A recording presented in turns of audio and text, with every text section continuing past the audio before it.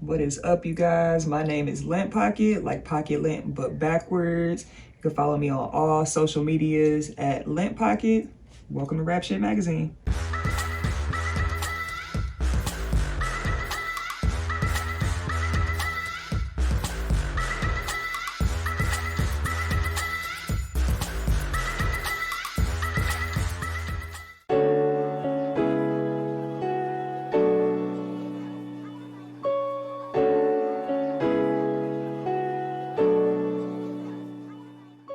My art has literally developed from the time I could pick up a crayon up until now. So just kind of sitting down, watching Steve from Blue's Clues, just kind of do his thing and then mimicking what he was doing. Then drawing it on the walls, getting spankings for that until my parents actually looked and were like, oh, that is something, you know? So they kind of catered to that as well. So just getting me more art supplies, just really just paying attention to what, was developing. So it has transformed, and now I do comic books. I'm trying to get more so into Procreate on the iPad, animations and things like that, and tattoos as well. Well, I would say there's a difference between support and just kind of enablement, just because at one point it was like, do something else. Art is your hobby. Of course, you know how to do art, so find something that's gonna be your passion, but how can you say that when art is your passion, So the support more so is coming from just friends, followers, and supporters who definitely just put in like the energies, they give me the drive to continue. So that's where it's at.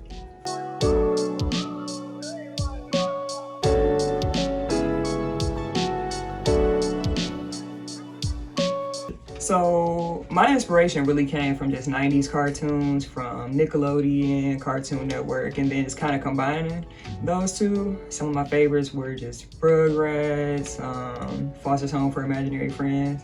So when it comes to teaching, it was just more so self-taught. Like I just really saw something and then started making it work. Wow. And then when I did try to go to art school, just something mentally was just like, they can't teach you how to do you. Just my art is really minimalistic. It's not taking a lot. It's not really so much poured into it, but it's still being impactful. Just when I draw, I kind of really get to the point. And then the idea behind Lint Pocket is just whatever you have in your pocket at the time, you gotta use it, make it work till you get more. And you will see that reflected in my art. So that's definitely a big one for me.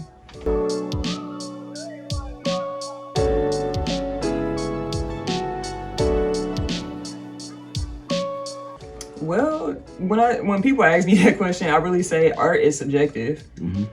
Regardless of what it is, art is still gonna be art. It could be the ugliest piece in the world that's gonna sell for $15 million. Thanks. But somebody put their heart, their soul, and their passion into that. So just when it comes to art, it is that. It's a being, it's somebody's energy.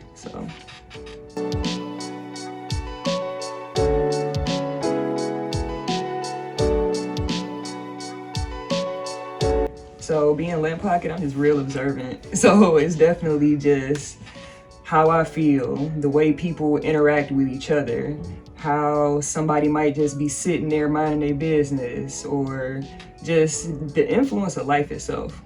Just being alive, seeing different pieces of life and bringing it to life on paper, that's where we are. It's literally muscle memory, just because I would say that all of my cartoons essentially have the same template.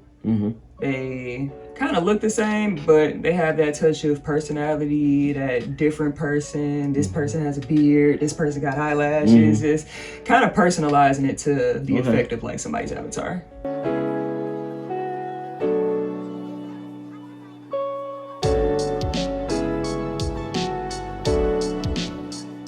So I started Lint Pocket in 2016. So when it came about that I was gonna do art, I actually didn't start Lint Pocket on paper.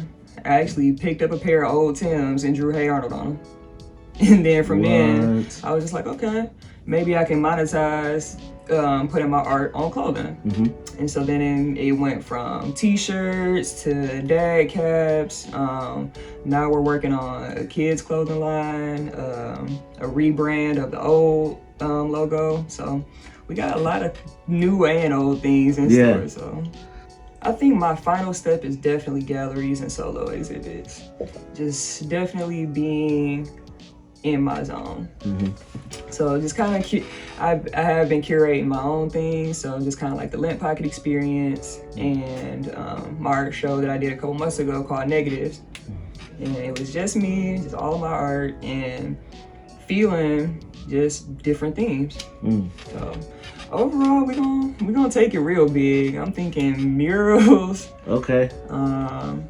I'm trying to get back into tattooing, but it seems like every time I want to pick up a tattoo gun, it's like a different skin disease. So it's like, okay, I'm gonna leave people alone. So back to paper.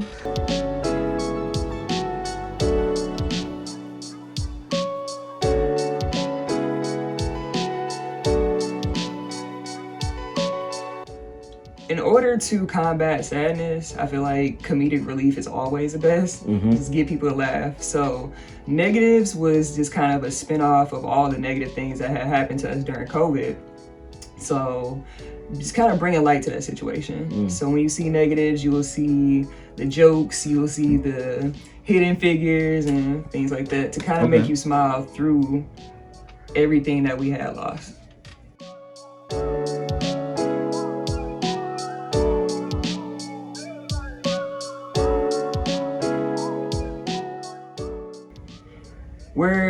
We're bringing everything back full circle.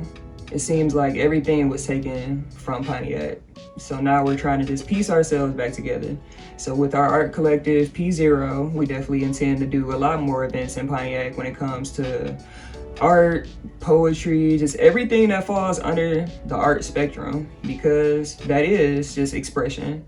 Even when people rap or do poetry or sing, that's art as well. It's the expression of energy.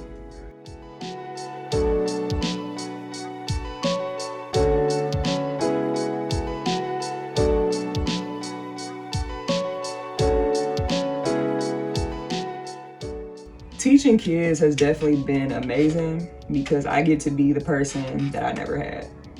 I get to be that cool teacher. I get to be that mentor. I get to be the person that they can talk to if they may not have somebody to talk to. Right. So just being a person that somebody may not be able to have and getting that reach that's what it's about, essentially. My advice would be slow progress is still progress. Just start somewhere. It doesn't matter where, as long as you circle it all back and get it wrapped up, you know? But don't be stagnant. I oftentimes say, when you are feeling in a position where you don't have a lane, go to the grocery store, go to the bread aisle. It's 15 different types of bread and they all getting bought. Right. So carve out where you want to be and then be that, regardless of who's in the way, what's in the way, what may be around you, just start.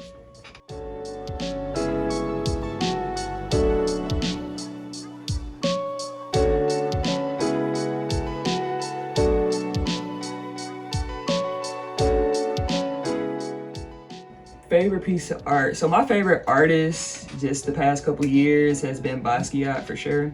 Just the fact that he's so abstract, but you can see within the piece. Okay. So just a lot of his art. My personal art. I think my favorite art piece that I did was last year. It was a picture of a mushroom man. And it was like meme culture. Okay. And I think it was like, I forgot that meme. It was like, yeah, I could take you there. And it was a mushroom man. Okay. So that was just to imply just the ecstasy of it all. So I really don't have a favorite. I just like pieces.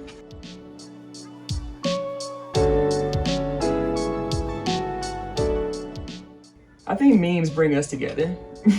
if one person doesn't say it, a meme says it all, you know? So memes definitely, I would think, are definitely pieces of just digital art along with NFTs and things like that. So memes, in my opinion, have given us light out of social media. Sometimes we are too in our heads to read a status, but we could look at a meme and it'll say the same exact thing. Facts. So just us as people are just real visual, I would say. So at one point, just in the whole grand scheme of Lint Pocket, I tried to pick up a camera, but I feel more comfortable in front of the camera. So behind it, it's like, okay, I can navigate, I see. When it comes to editing and angles and stuff like that, it was just like, but I'd rather more so be the model. I like to be the muse. I like to kind of dictate how I'm seen, in a sense.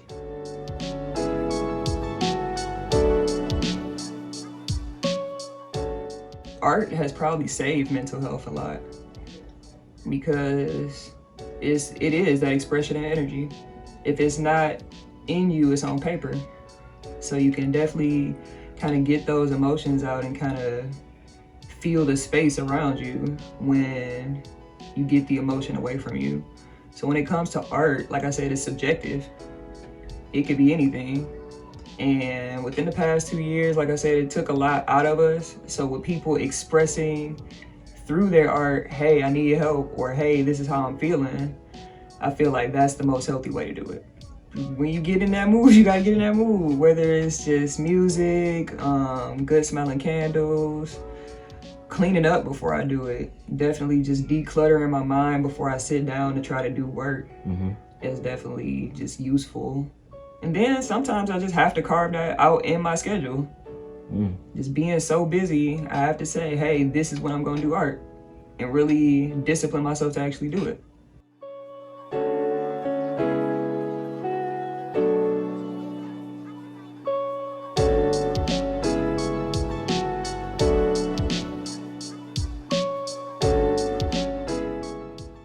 I wouldn't say it's really like gender forced, like you said, just in the rap community, just when it comes to females and males. When it comes to art, we definitely have that competition, but it's amongst genres. You got cartoonists beefing with each other. You got abstract artists beefing with each other. You got the NFT guys arguing. So yeah, it's just very important to know your lane and just know who you're dealing with. And if that's what you want to deal with. I would definitely encourage you to explore your options. It's very important to use all the tools, know different things, study. Like I would say that me being in my head saying y'all can't teach me has set me back so far. I wish I could go back as an 8-year-old and be like, okay, I'm gonna take this art class. Like, right. You know? So just really just being clear and then just start. Definitely that was a big part of just my starting process. My passion got to make a paycheck. So this is why the art started to be monetized on clothing. The art started to go on skin. The art started to be put on walls, you know? So like I said, yeah, it just got to make sense. So when it comes to just monetizing, it was hard at first. It's sometimes where ain't nobody buying t-shirts right now, you know? But stay level-headed. Stay on that right path. If you gonna have a clothing line, make sure you are just as present for your clothing line as you want your customers to be.